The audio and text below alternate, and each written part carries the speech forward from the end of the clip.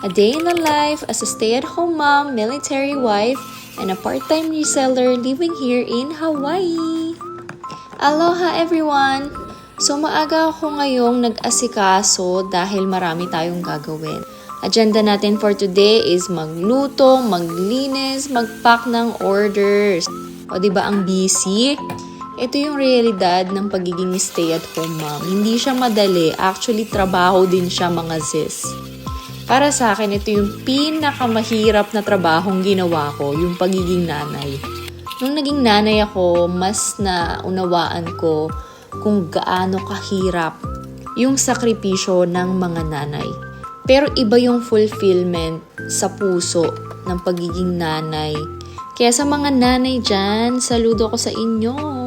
So anyway, ayan, naglinis na nga ang mama nyo. Medyo malawak yung nililinis ko dito, ano? Sana talaga napa-fast forward siya in real life. Gaya ng nakikita nyo sa video, o tada, tapos na agad, oy. And then, ayan, luto na yung aking munggo. So as a nanay, dapat mabilis tayong kumilos. Dito, naghahanda na ako nung lunch ng aking baby girl. So pag nanay ka na, bawal magpahinga mga best. Tuloy-tuloy, walang hihinga. Tada, ready na ang lunch ng Bella. So kunin na natin siya, no? Para mapakain na po natin siya at marami pa akong gagawin. Ito yung time na ayaw na niyang magpasubo. Gusto niya siya na yung magsusubo sa sarili niya. Oy, ayan oh.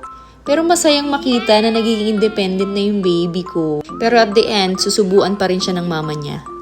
Anyway, after mo magpakain, syempre maglilinis ka naman ng kinainan. Dahil wala tayong kasama, ganun talaga, ikaw lahat ang gagawa.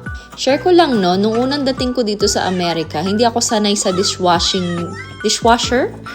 Basta yung machine na yon. Pero ngayon, super grateful ako na may ganon. Konti lang ang hinuhugasan by hands.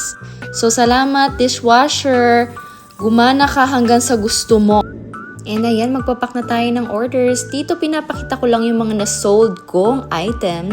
So nakakatuwa kasi nung nag-start ako mag-reselling, hindi talaga ako masyadong seryoso Tinry ko lang ba kumbaga. Pero ngayon halos everyday meron tayong orders. So thank you Lord.